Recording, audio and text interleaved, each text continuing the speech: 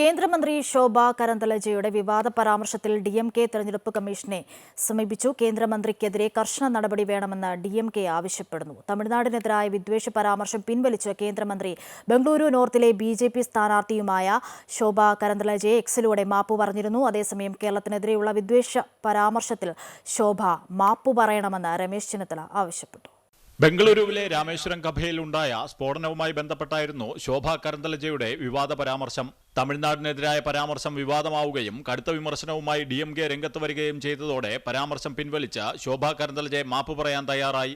എന്നാൽ കേരളത്തിനെതിരായ പരാമർശത്തിൽ മാപ്പ് പറയാൻ ശോഭ തയ്യാറായില്ല.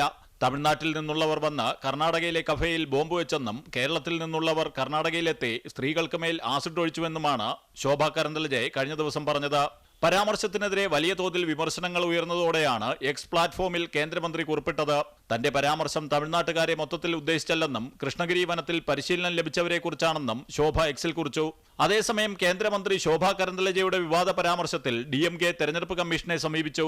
കേന്ദ്രമന്ത്രിക്കെതിരെ കർശന നടപടി വേണമെന്ന് ആവശ്യപ്പെട്ടുകൊണ്ടാണ് കമ്മീഷനെ സമീപിച്ചത്. അമൃത ന്യൂസ്, ന്യൂഡൽഹി.